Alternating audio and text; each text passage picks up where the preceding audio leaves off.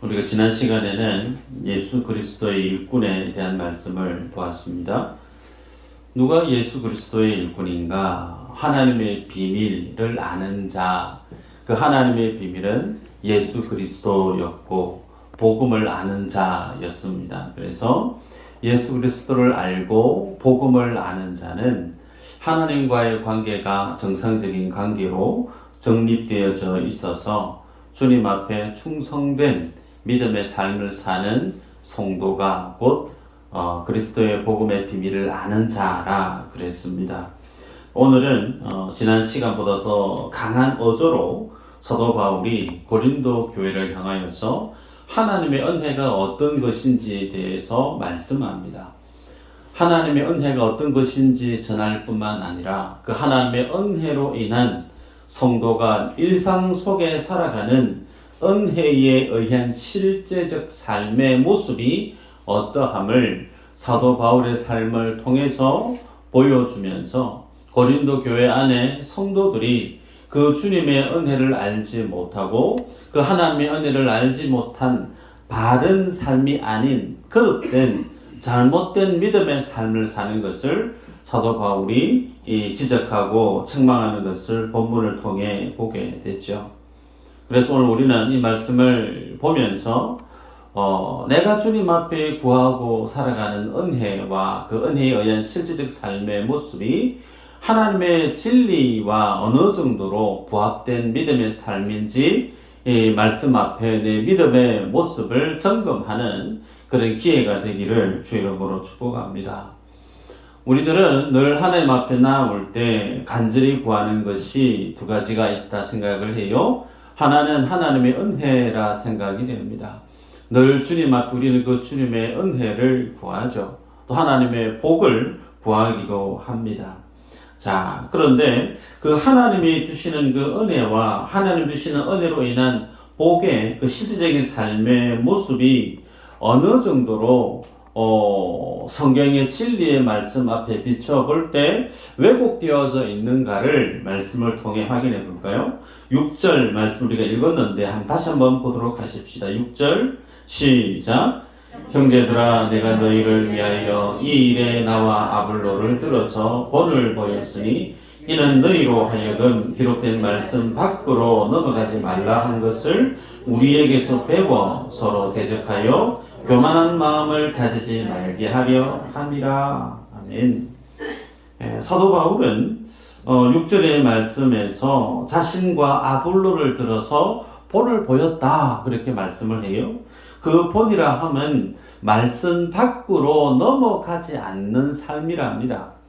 말씀 안에 가는 삶. 그래서 바울과 아볼로는 말씀 안에 거하고 말씀 밖에 넘어가지 아니해서 늘 하나님 앞에 은혜의 다스림, 말씀의 다스림 안에 사는 본을 보였다 그렇게 얘기를 해요.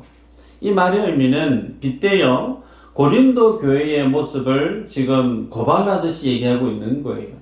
나와 아볼로는 하나님의 말씀 밖으로 벗어나지 않아서 말씀의 은혜의 다스림 안에 사는 삶의 본을 보였는데 고린도 교회 성도들 너희들은 말씀 밖으로 넘어갔다는 거예요.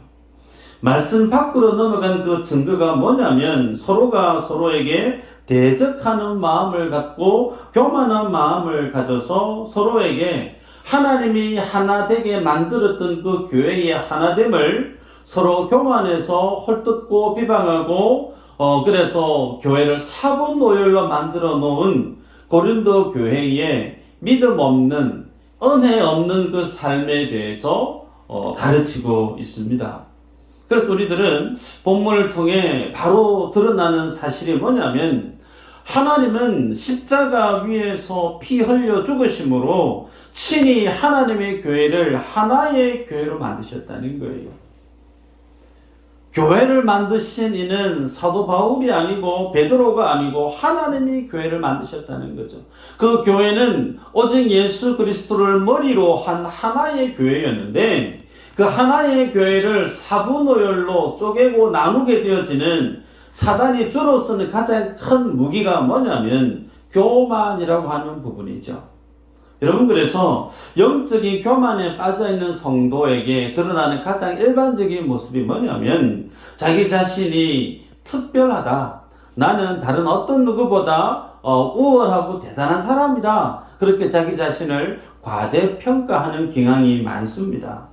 그래서 하나님의 공동체 안에 자기보다 못한 이들을 폄하하기도 하고, 구별하기도 하고, 그렇게 해서 하나 된 하나님의 그 교회를 분열시키는 원인자가 누구냐? 소위 교만한 사람임을 사도 바울은 가르칩니다. 여러분, 그 모습이 고린도 교회였는데 사도 바울은 그러면 왜 고린도 교회가 그렇게 교만한 성도로 전락되어져서 하나님의 책망을 받는 지금 이 자리에 서게 되었는가를 가르칩니다. 7절 한번 읽어볼까요? 7절 시작.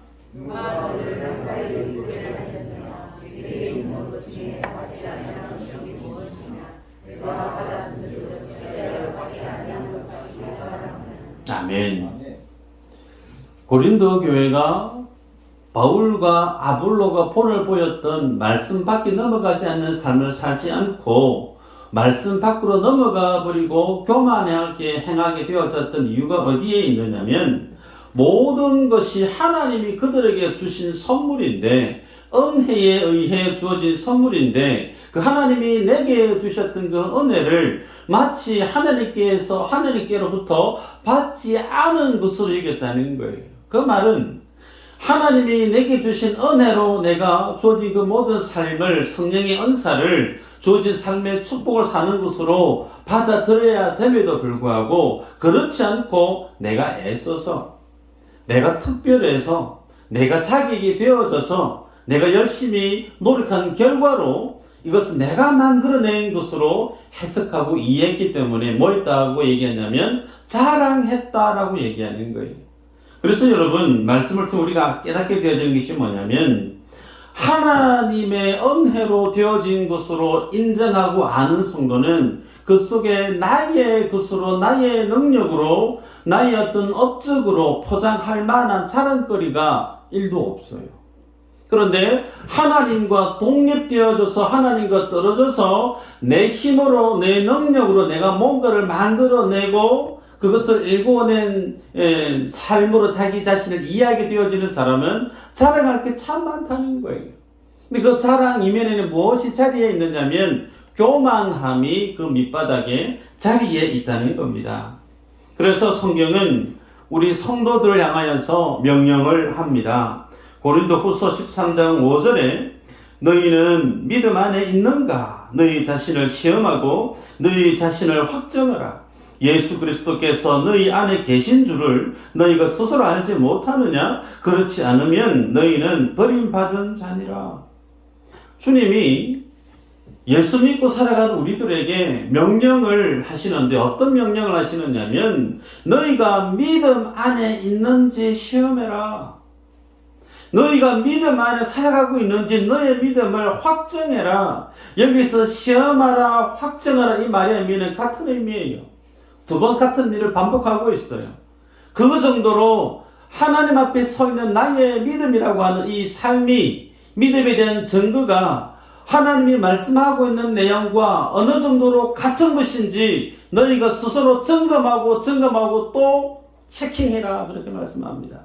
그래서 믿음 안에 있는 것과 너희가 그리스도 예수 안에 있는 것을 지금 등치하고 있어요. 소위 성도가 믿음 안에 있다라고 하는 것은 그가 예수 그리스도 안에 있는 것과 같은 의미라는 거예요.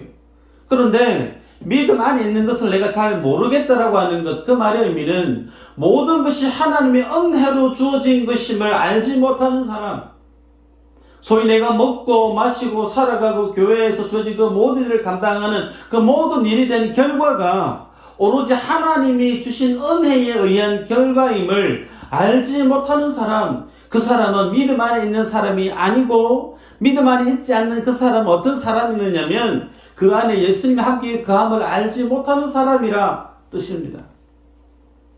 그런데 그렇게 내 안에 그리스도가 내 안에 있음을 알지 못하는 그 사람은 마지막에 방금 읽었던 말씀 속에 보면 버림받은 자니라 그렇게 말씀하고 있습니다. 여러분, 이 내용이 상당히 우리에게 큰 도전을 줍니다. 경각심을 일깨우게 합니다. 3장 23절 우리가 앞서 보았지만 너희는 그리스도의 것이요 그리스도는 하나님의 것이니라. 다시 한번 여쭤볼까요? 여러분은 누구의 것이라고요? 그리스도의 것. 그 안에는 내 생명도 내 모든 삶의 그 모든 것들도 그 소유꾼이 누구냐면 예수 그리스도라는 거예요.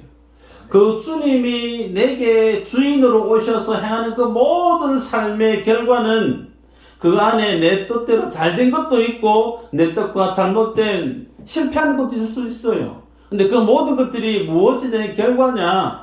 하나님이 나의 주인으로서 내게 행하신 하나님의 은혜의 결과란 사실이죠. 이 사실을 인정하는 성도는 그 속에서 자랑할 게 없다는 거예요. 혹은 그 속에서 잘못되었다고 크게 낙담할 이유도 없다는 거예요. 왜? 대학에 떨어지든 취업에 실패를 하든 사업에 휘청거림을 당하든 그 모든 일의 결과가 누구의 것이 하나님의 것이라 인정하게 되어지면 그렇게 기뻐할 일도 그렇게 낙담할 일도 없다는 거예요. 왜? 내 삶이 하나님의 것이기 때문에. 이 믿음의 자리에 있지 않는 성도가 고린도 교회였고 하나님과 뚝 떨어져서 독립된 개체로서 자신의 의로 자신의 어떤 자격과 열심으로 만들어낸 것들로 인해 다른 사람을 절하하고 깎아내리고 교만으로 일삼았던 그들의 잘못된 은혜의 모습을 바울이 지적하고 있는 거죠. 자, 그러면 좀 더 구체적으로 들어가 볼까요? 하나님의 은혜를 아는 자와 하나님의 은혜를 모르는 자의 그 삶의 실제적인 모습이 어떻게 드러나는가? 8절에서 10절까지 한번 읽어보도록 하십시다. 자, 시작.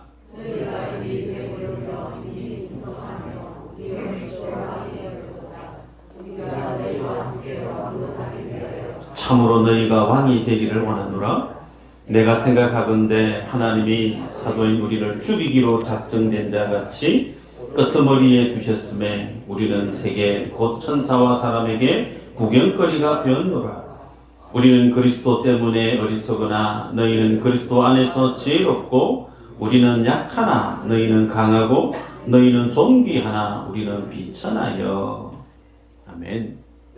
여기 보면요, 고린도 교회 성도들이 믿음 안에 있지 않고 하나님의 은혜를 제대로 알지 못했을 때 그들의 삶의 실제적인 모습을 바울이 어떻게 쭉 나열하고 있느냐면 너희들은 배부르다, 너희들은 풍성하다, 너희들은 이미 왕이 되어져 있다, 너희는 지혜롭고 강하고 존귀한 자다.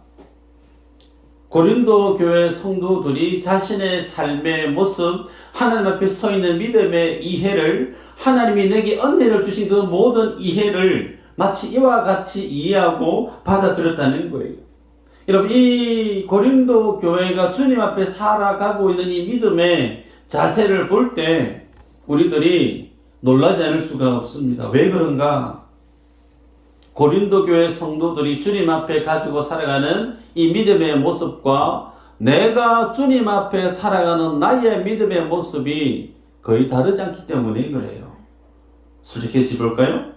우리들도 세상에서 부유하게 살고 싶은 마음 있어요, 없어요? 있죠. 부유함을 뛰어넘어서 나도 좀 왕처럼 살아갔으면 좋겠다. 맨날 다른 사람에게 지적질 당하고 뭔가 밑에서 부하처럼 사는 게 아니고 뭔가 굴림해서 뭔가를 좀 명령을 내리고 그런 어떤 힘이 있는 사람, 능력이 있는 사람, 그래서 대접받는 인생으로 좀 살고 싶다. 그런 마음이 우리 모두에게 있다는 거예요. 여기에 대해서 이 세상에서도 왕처럼 살고 싶은 마음도 있고 심지어 주님 나라에 가서도 이 세상 이후 저 세상에서도 예수님을 믿음으로 영원한 생명을 받아 누려서 죽음 이후의 세상에서도 절대적인 행복자로 내가 살고 싶어하는 마음이 우리들 안에 있다는 겁니다. 여러분, 그래서 목회자들이 축복 기도를 할 때 소위 꼬리가 되지 말고 머리가 되게 하시고 뭐 그런 어떤 기도를 많이 하죠. 그런 기도를 하면 많은 성도님들이 크게 아멘해요. 우리 조이슬 자매가 오늘 교회 처음 왔어요. 뒤에 저기 앉아 있는데 저도 보고 싶은데 아이를 안고 왔을 때 축복 기도를 하면 모든 축복 기도를 아멘하기를 즐겨합니다. 근데 그 가운데 어떤 기도를 많이 좋아하느냐면 무럭무럭 잘 자라나서 정치계에 혹은 뭐 의료계에 혹은 사회 고위공직자에 혹은 세상의 성공자의 위치에 서서 영향력 있는 삶을 드러내는 자로 자라나기를 원합니다. 그러면 모든 분들이 아멘해요. 저도 그 중에 한 사람이에요. 우리들은 하나같이 세상에서 잘 되는 것을 무엇으로 받아들이기를 즐겨하느냐면 하나님이 주신 복으로 믿음의 결과물로 우리는 그냥 검토하지 않고 그냥 그대로 수납하는 모습이 있습니다. 그런데 그 모습이 누구의 모습이었느냐? 고린도 교회 성도들의 모습과 같다라는 거예요. 자, 그러면 고린도 교회 성도의 모습과 오늘 본문 속에서 사도 바울의 삶을 대조하고 있는데, 소위 하나님의 은혜를 알고 그 은혜 때문에 어떤 삶을 살아가는지를 실제로 보여주고 있는 바울의 삶의 모습을 한번 볼까요? 9절에서 13절이죠. 한번 읽어보십시다. 시작.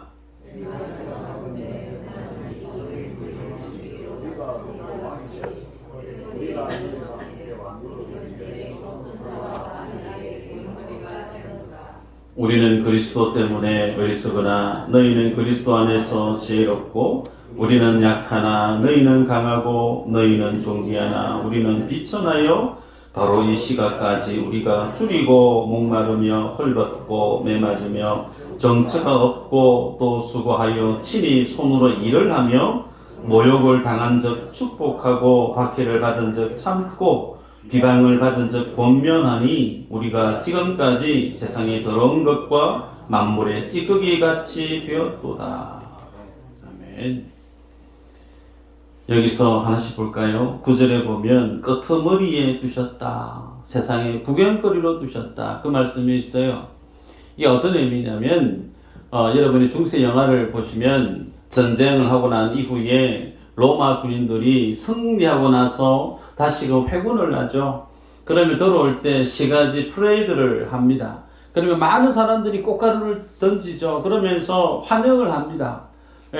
장군이 앞서고 승리한 군인들이 기세 등등하게 멋있게 복귀를 하죠. 그리고 난 이후에 맨 뒤에는 누가 따라 들어오느냐면 포로로 붙들려 있는 적군이죠. 그리고 적군의 전유물로 되어져 있는 그 나라 사람들, 전리품들 줄줄이 쭉 이어서 들어옵니다. 그러면 많은 사람들이 구경해요. 야, 저 사람들이 우리의 적군이었구나. 그러면서 사람들을 놀리기도 하고 그러면서 이제 구경거리가 되는 거죠. 그러면 그 포로로 끌려왔던 그들, 포송줄에 끌려서 들어오는 그들이 어떻게 결정이 되어지느냐면 죽든지 사형에 처해서 죽든지 아니면 노예로 전락하게 됩니다. 그런데 그럴 때 썼던 표현이 끄트머리라고 하는 표현을 쓰고 있는 거예요.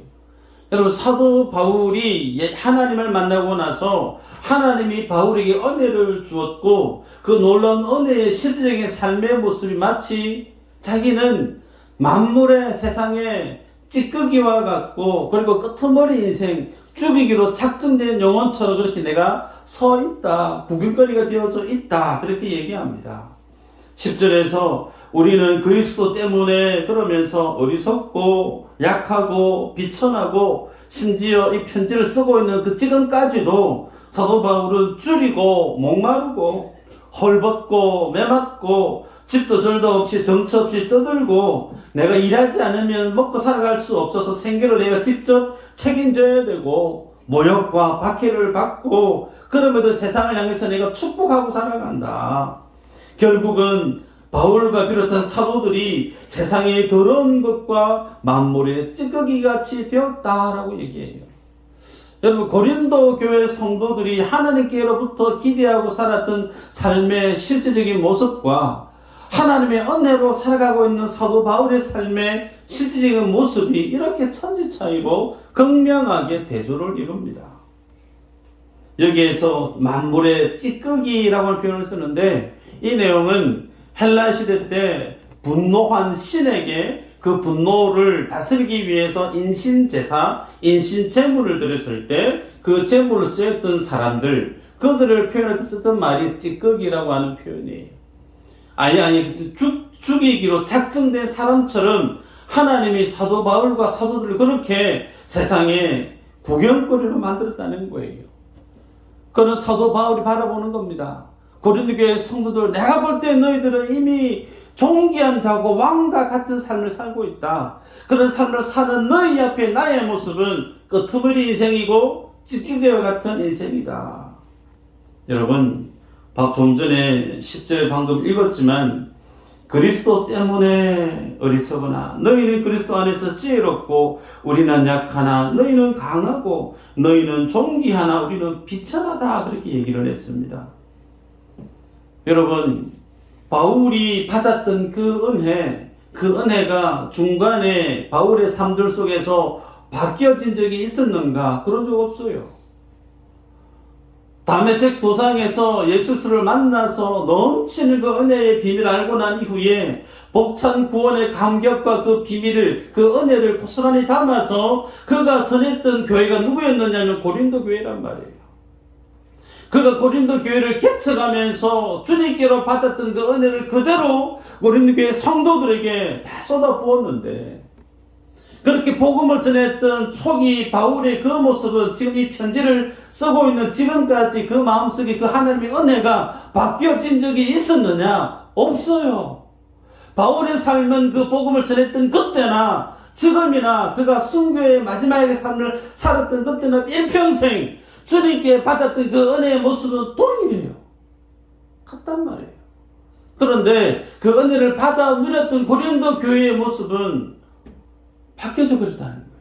내가 너희에게 주었던 그 은혜가 아니고 너희는 다른 은혜의 삶을 구하고 살아가고 있음을, 자신의 은혜 받았다라고 하는 그 삶의 실질적인 모습을 돌쳐내면서 고린도 교회의 잘못된 모습을 지적하고 있는 겁니다. 여러분, 그러기에 오늘 우리들은 이 말씀을 보면서 성경이 전하는 은혜와 우리들이 주님 앞에 구하는 은혜의 모습이 얼마만큼 다른가? 객관화시킬 필요가 있죠. 여러분들이 교회에 오셔서 주님 앞에 어떨 때는 금식하면서 간절하게 부르짖으면서 하나님 앞에 은혜를 구하는 믿음의 모습이 혹 있을 수 있어요. 그런데 그렇게 열심히 구하는, 간절히 구하는 그 기도의 은혜의 정점에 있는 모습이 어떤 모습인가? 주님, 나도 왕처럼 좀 살고 싶어요. 주님, 나도 좀 강한 사람이 되기를 원합니다. 주님, 나도 힘 있는 사람이 되기를 원합니다. 존귀한 자가 되기를 원합니다. 이런 것을 구하는 기도의 모습이 아마 부지기수 아니겠어요? 근데 사도 바울은 나는 예수 그리스도 때문에 가난하게 되고, 예수님 때문에 헐벗고, 예수님 때문에 무시당하고, 예수님 때문에 만물의 찌꺼기로 살아야 된다. 내가 이 삶을 영광스럽게 여긴다라고 바울이 기도하고 있고, 바울이 자랑하는 은혜에 대한 실질적인 삶의 모습이 이렇게 다르다라는 거예요. 하나님의 주시는 은혜가 마치 이와 같다라고 하면 여러분에게 진지하게 여쭤봅니다. 여러분들 하나님의 은혜를 구하실 수 있겠어요? 하나님이 주시는 은혜가 마치 이와 같다라고 하면 가난하게 되어지고, 굶주리게 되어지고, 헐벗게 되어지고, 무시당하고 끄트머리 인생으로 버림받아지는 것처럼 만물의 찌꺼기와 같이 되어지는 인생이 되어진다라고 할 때, 여러분 주님 앞에 이 은혜를 구하는 기도를 하시겠냐는 거예요. 여러분, 우리들은 성경이 말씀하고 있는 은혜를 몰라요. 솔직하게. 성경이 전해주고 있는 진리를 몰라요. 얼마만큼 한국 교회를 비롯한 세상이 하나님이 전해주신 이 복음을 왜곡되게 만들어 버리는지 모릅니다. 피 흘려 만드신 하나님의 교회를 친목 동호회 수준으로 바꾸어져 버린 게 오늘의 모습이 아닌가 싶습니다. 주님이 십자가 위에서 모든 피와 물을 쏟으셔서 우리들에게 주신 것이 예수의 생명이고 복음이고 교회인데, 그 하나님의 생명과 그 주님의 은혜를 우리들은 어떻게 이해하느냐면, 주님 내게 세상을 주십시오, 세상에 영광을 주십시오, 세상에서 높은 자리를 주십시오 라고 바꾸어서 그것이 복음이냐, 그것이 축복이냐, 그것이 하나님 주시는 은혜이냐, 그렇게 받아들이고 살아간다는 거예요. 확인해 볼까요? 창세기 3장 6절 한번 읽어보십시다. 시작.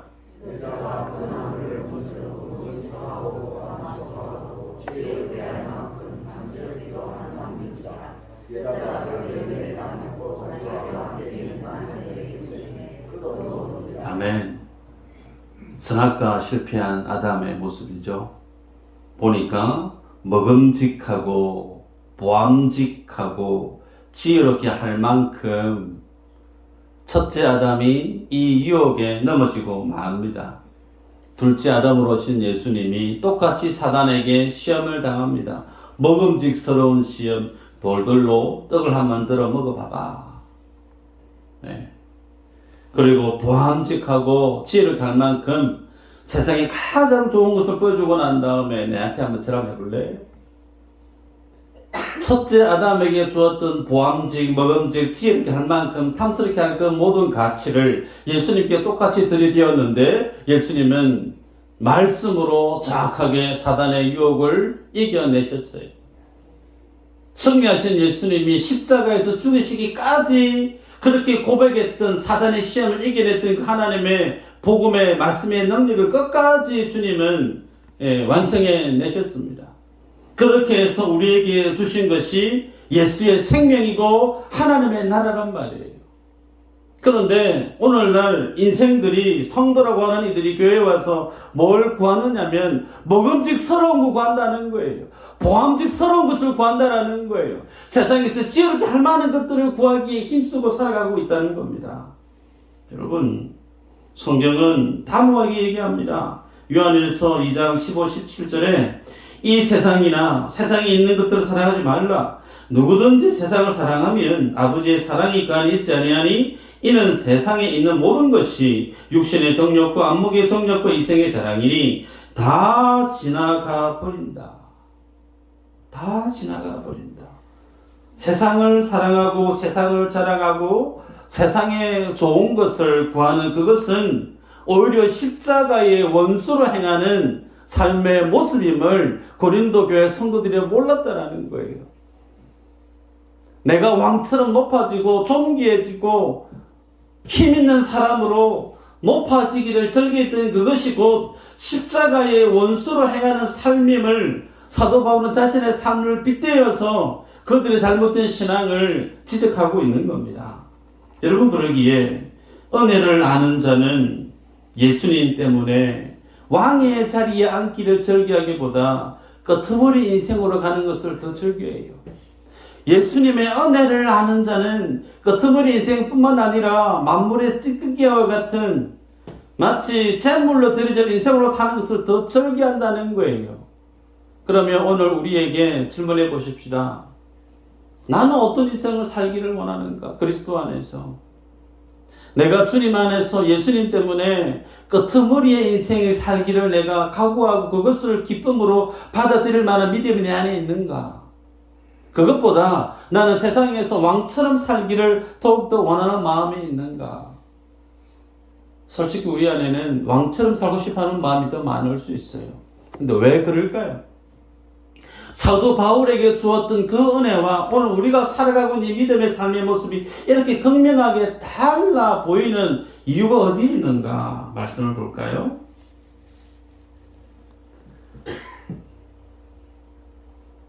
말씀을 보십시다. 디모데전서 1장 12절 말씀 한번 볼까요? 네, 시작.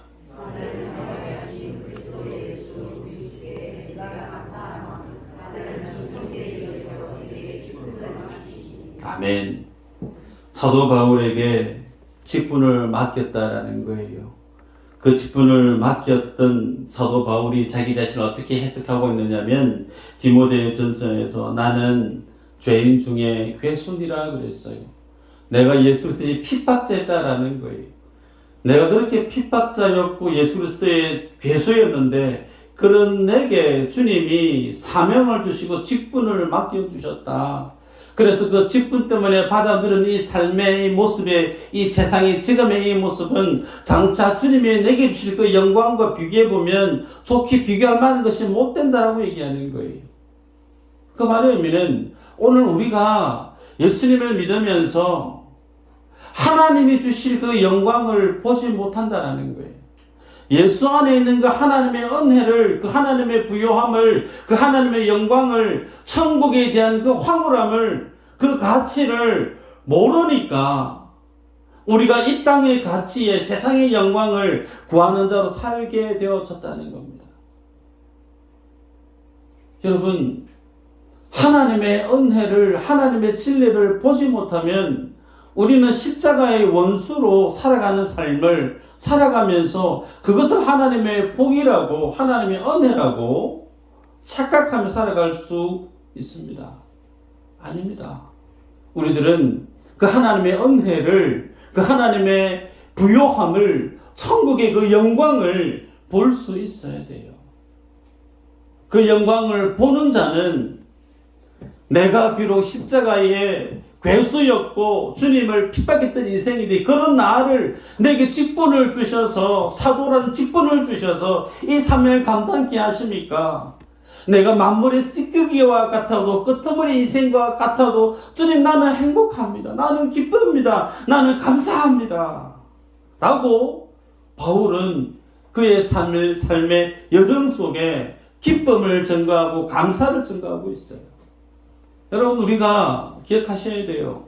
목사로 살아갈 만한 배경이 되고 인격이 되고 자격이 되니까 목사로, 장로로, 집사로, 권사로 직분을 주신 거 아니에요. 바울이 주님을 십자가에 못 박아 죽이기에 합당하게 여겼던 괴수였기 때문에 그에게 하나님의 사도라는 직분을 주셨어요. 베드로가 예수님을 나는 저주하면서 저 사람 모른다. 철저하게 부인했고 배반했던 베드로였기 때문에 하나님이 그에게 넘치는 사명을 그에게 주셨다고 볼 때 우리 모두는 동일한 하나님 앞에 설 때에 부끄러울 것밖에 없는, 허물밖에 없는, 넘치는 죄밖에 없는 인생이에요. 그렇기 때문에 우리에게 뭘 주셨다고요? 사명을 주셨다는 거예요. 직분을 주셨다는 거예요. 그 직분을 받아든 우리가 이 땅 가운데 살면서 나도 왕처럼 살아야 생각한다면 여러분 그 시험에서 일어나시길 바랍니다. 그 하나님의 영광 때문에 끝없는 인생을 살아도 주님 나는 감사합니다, 기쁩니다 고백할 수 있는 인생이 주어진 삶들 속에 몸된 교회 안에 와서 사역할 때 누가 나의 자존심을 꺾는다고 해서 나 이 삶 나 안 해 라고 집어던질 수 있는가? 그럴 수 없다는 거예요. 그 하나님의 은혜를 모르니까, 그 하나님의 부유한 영광을 모르니까 주님이 내게 주신 이 직분이 얼마만큼 귀한 직분인지 사명인지 깨닫지 못하니까 왕으로 대접받고 싶어하는 마음이 내 안에 있다 보니 작은 것 하나에 걸려 넘어지고 마는 거예요. 아닙니다. 우리가 눈여겨봐야 될 가치는, 관점은 하나님이 내게 피 흘려 모든 걸 쏟아 부으셔서 우리에게 주셨던 그 하나님의 영광, 그 구원의 가치, 천국의 그 은혜를 알 때 우리는 이 땅에서 바른 믿음의 삶을 충실히 살아갈 수 있다라는 거죠.